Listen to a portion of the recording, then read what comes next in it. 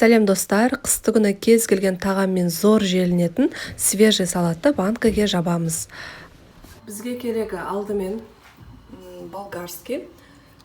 Осындай жасыл қызыл түрі, бұл жерде 2 килограммдай.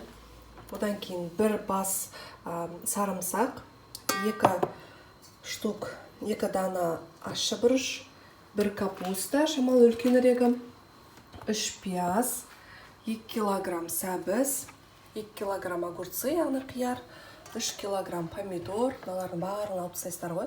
Және де бір мынандай уыс укроп. Бұлардың барлығын мен алдын ала ашып, дайындап, жуып, тазалап қойдым. Енді турап шығамыз.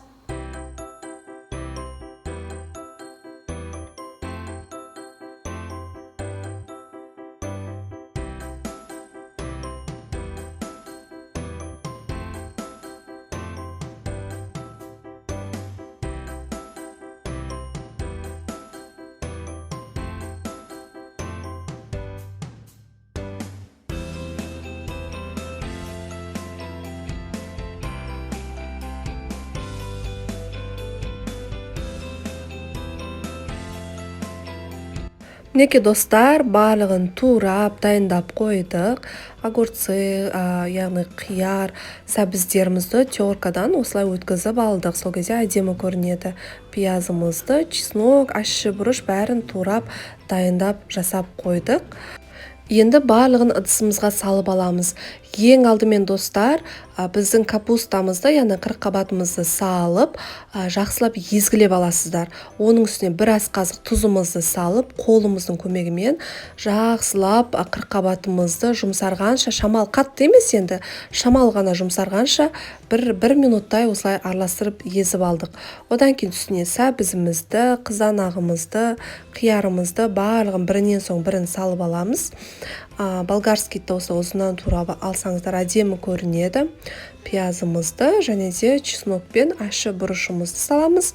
Одан соң укробымызды және де кинза салсаңыздар да өте ерекше дәм береді. Үстінен бір кесе сұйық майымызды, бір ас қасық қантымызды, 2 ас қасық тұзымыз салдық. Сонда тұзымыз жаңа бір ас қасық салдық қой, общий жалпы 3 ас қасық саласыздар.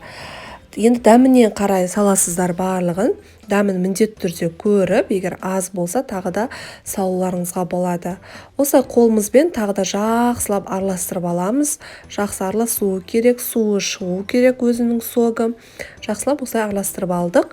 Араластырып алғаннан кейін жоқ дегенде 2 сағатқа бетін жауып қалдырасыздар. Оға дейін біздің банкілерімізді міндетті түрде стерильдеп алуларыңыз керек, және де оның крышкаларын. Менде 2 сағат уақыт өтіп шықты. Біздің салатымыз өзінің соғы шықты, дәмі, тұзының дәмі өзіне сіңді, жақсы болып, мына қараңыздар, осындай соғы шығады. Енді жақсы стерильдеп алған банкімізге біздің салаттарымызды салып шығамыз. Міндетті түрде банкілеріңізді стерильдеп алуларыңыз керек, жоқ дегенде 20-30 минутқа стерильдеп аласыздар. Мінекей көрдіңіздер ме, түсі де сондай ерекше, өте әдемі көрінеді. Ең соңында міндетті түрде соғын осылай құйып шығасыздар. Ол да ерекше дәмді береді.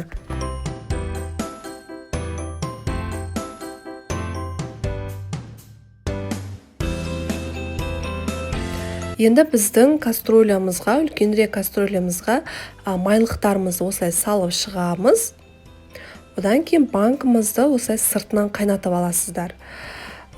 Сол кезде ерекше дәм болады. Оны осылай банкын сыртынан қайнатуларыңыз керек. Бірден салатты қайнатудың қажеті жоқ. Мінекей осылай салып алдық. Суымызды, крышкамызды бетінен жауамыз. Крышканы да міндетті түрде стерильдеп аласыздар. 10-15 минуттай суға қайнатып алуларыңыз керек. Одан кейін оның үстіне суымызды құямыз. Суымызды енді қараңыздар достар. Менде бұл жерде 2 литрлік және де 1 литрлік банкі болғандықтан 1 литрлік банкының бойымен құйдым. Егер 2 литрлік тек банкілер салатын болсаңыздар, иық жағына дейін құясыздар ғой суды. Қайнап шығуын күтеміз. Мінекей біздің суымыз қайнап шықты. Енді уақытқа қарап ровно 20 минут қайнатамыз. 20 минуттан кейін біздің банкілеріміздің үстінен жаумастан бұрын осылай 9%-ық сірке суын, яғни уксусты құямыз. Құймасаңыздар да негіз болады, бірақ мен осылай 9% уксусты құйып шықтым. Сақтықта қорлық жоқ деді ғой, сонда да банкілеріміз атылып кетпеу үшін осылай құйып шығамыз. Одан кейін банка жабатының көмегімен, яғни закрывашканың көмегімен барлық банкілерімізді осылай жауып шығамыз.